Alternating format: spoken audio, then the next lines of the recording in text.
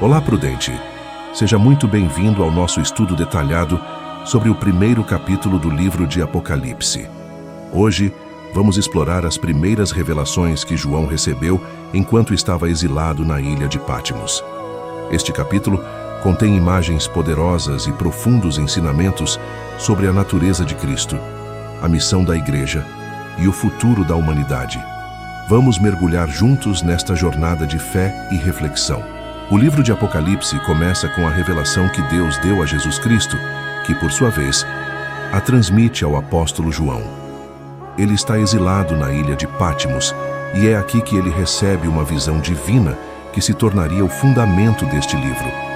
Apocalipse é, portanto, uma profecia, uma visão de coisas que em breve devem acontecer, como nos explica o versículo 1.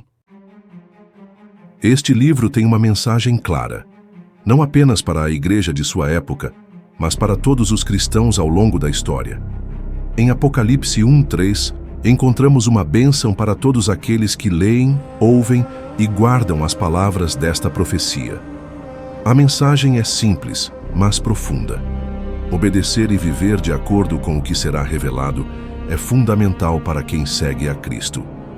A partir do versículo 4, João se dirige diretamente às 7 igrejas da Ásia, e ele começa com uma saudação cheia de graça e paz, que provém de Deus e da parte de Jesus Cristo.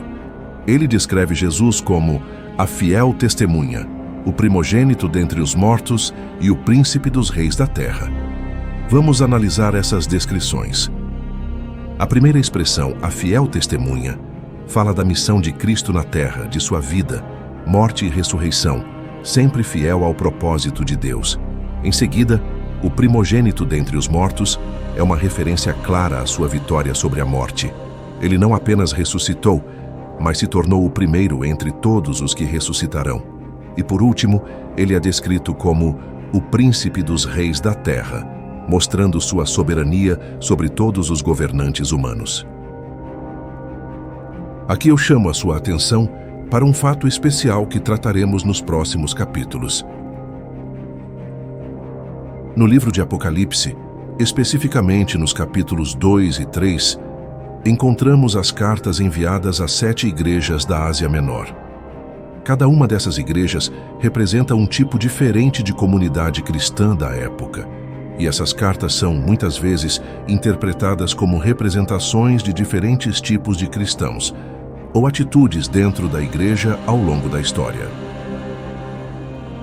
As cartas oferecem elogios, repreensões, conselhos e promessas, dependendo das condições espirituais e morais de cada igreja.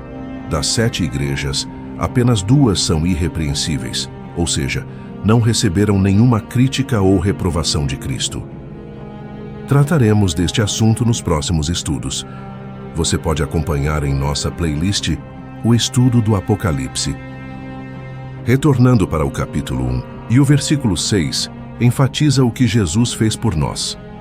Nos lavou dos nossos pecados com o seu sangue. A redenção é central no cristianismo, e a imagem de Cristo lavando os pecados da humanidade com seu próprio sangue é um poderoso lembrete de seu sacrifício.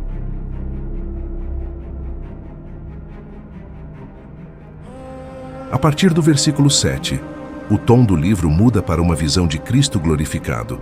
João descreve Cristo como aquele que vem com as nuvens, uma imagem que aponta para a segunda vinda de Cristo, quando ele voltará em grande poder e glória.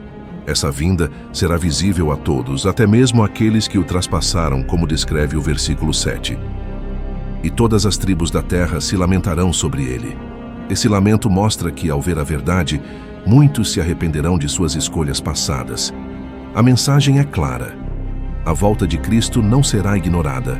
Todos serão impactados por ela. No versículo 8, Deus se revela como o Alfa e o Ômega, o início e o fim. Aqui temos uma afirmação poderosa de que Deus é eterno, que ele abrange todo o tempo e espaço. E não é só isso. Jesus Cristo, como o Alfa e o Ômega, é igualmente eterno, igual ao Pai. Agora vamos para a descrição da visão de Cristo em sua glória. E virei-me para ver a voz que falava comigo. E virando-me, vi 7 castiçais de ouro. E no meio dos 7 castiçais, um semelhante ao Filho do Homem, vestido até aos pés de uma roupa comprida e cingido pelos peitos com um cinto de ouro. E a sua cabeça e cabelos eram brancos como lã branca, como a neve, e os seus olhos como chama de fogo. E os seus pés, semelhantes a latão reluzente, como se tivessem sido refinados numa fornalha. E a sua voz, como a voz de muitas águas. E ele tinha na sua destra 7 estrelas, e da sua boca saía uma espada aguda de 2 fios, e o seu rosto era como o sol, quando na sua força resplandece. Apocalipse 1, 12, 16.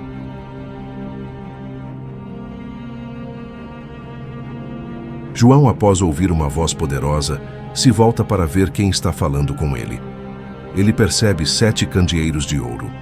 Estes candeeiros têm um significado simbólico. Eles representam as 7 igrejas mencionadas nos capítulos 2 e 3 de Apocalipse. O uso de ouro indica a preciosidade e a importância dessas igrejas para Cristo. O candeeiro, que mantém a luz acesa, simboliza a igreja, que deve ser uma luz para o mundo, refletindo a presença e a mensagem de Cristo. A luz também pode representar a verdade de Cristo sendo proclamada através da igreja. João vê alguém no meio dos 7 candeeiros, e esta figura é identificada como o Filho do Homem, uma expressão usada para se referir a Jesus Cristo, em referência à sua humanidade, mas também à sua divindade. O Filho do Homem aparece como alguém vestido com uma túnica longa, o que era típico dos sacerdotes e também de figuras de autoridade, e cinturado com um cinto de ouro. A túnica longa representa dignidade e autoridade. Ela simboliza também o papel sacerdotal de Cristo. O cinto de ouro é um símbolo de autoridade e realeza, indicando que Cristo é o Rei dos Reis, soberano sobre todas as coisas. A descrição de Cristo com cabelos brancos como lã ou neve traz à tona a sabedoria eterna e a pureza divina de Cristo. A cor branca também é associada à santidade e à pureza de Deus. O fato de Cristo ter olhos como chama de fogo simboliza a capacidade de ver tudo com clareza e profundidade. Os olhos de fogo são também uma representação de julgamento e de purificação. Nada escapa ao olhar atento de Cristo. Pés como bronze polido. O bronze polido era um material muito resistente, usado na construção de alta qualidade. Essa imagem simboliza a firmeza e a inabalabilidade de Cristo. Ele é o fundamento sólido da igreja e da criação, inabalável diante das adversidades e do mal. A referência à refinação na fornalha sugere também purificação e força. A voz como som de muitas águas. A voz de Cristo é descrita como poderosa, como o som de grandes e intensas águas. Isso simboliza a autoridade e o poder absoluto de Cristo. Ele fala com o peso de quem tem soberania sobre todo o universo. É uma voz que é impossível de ignorar e que transcende qualquer autoridade humana. 7 estrelas na sua mão direita. As 7 estrelas representam os anjos das 7 igrejas, ou mensageiros, conforme explicado mais adiante no versículo 20. O fato de Cristo estar segurando as estrelas em sua mão direita simboliza a proteção, a autoridade e controle absoluto que ele exerce sobre as igrejas. Espada afiada de 2 gumes. A espada que sai da boca de Cristo é um símbolo do poder da palavra de Deus, que é capaz de julgar e dividir o que é verdadeiro e o que é falso.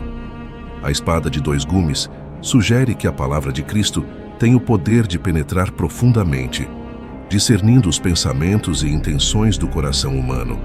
Ela também remete ao julgamento final. Rosto como o sol. O rosto de Cristo brilhando como o sol em sua força é uma imagem de glória divina. Esse brilho ofuscante simboliza a pureza, majestade e santidade de Cristo, que não pode ser encarado diretamente por seres humanos devido ao seu poder incompreensível e radiante. E eu, quando o vi, caí a seus pés como morto. E ele pôs sobre mim a sua destra, dizendo-me: não temas, eu sou o primeiro e o último. Apocalipse 1:17. Ao ver essa visão gloriosa de Cristo, João cai como morto aos seus pés. A reação de João é de temor e reverência diante da majestade de Cristo. A mão direita de Cristo, que é uma mão de autoridade e proteção, é colocada sobre João como um gesto de consolo e conforto. Cristo então diz a João: não temas, reafirmando sua soberania sobre o passado, o presente e o futuro, com a frase: eu sou o primeiro e o último. Essa afirmação reforça a ideia de que Cristo é eterno e todo-poderoso, com total controle sobre todas as coisas. Jesus então explica a João que ele deve escrever o que viu e enviá-lo às 7 igrejas. Ele também revela o significado dos 7 candeeiros e das 7 estrelas. Os 7 candeeiros são as 7 igrejas, e as 7 estrelas são os anjos das 7 igrejas. Essa é uma imagem simbólica da presença contínua de Cristo nas igrejas. Existe uma interpretação que descreve os 7 anjos como os 7 responsáveis de cada uma das 7 igrejas. Assim sendo, anjo significa mensageiro. O pastor que ensina a palavra de Deus é um santo mensageiro que cuida da congregação, orienta os fiéis e lidera o trabalho evangelístico. Tudo sob a direção e o discernimento do Espírito Santo. Podemos entender que o anjo da igreja é o pastor. A mensagem de Cristo é clara. Ele está presente no meio da igreja, atento às necessidades e problemas de cada congregação. E, ao mesmo tempo, a igreja deve manter sua fidelidade, observando a palavra de Cristo e permanecendo firme até o fim. Em Apocalipse 1, somos apresentados a uma visão poderosa de Cristo como o Rei Eterno, vencedor sobre a morte e presente no meio da igreja. Este capítulo não é apenas uma introdução ao livro da Revelação, mas uma chamada à fé, à perseverança e à esperança no retorno glorioso de Cristo.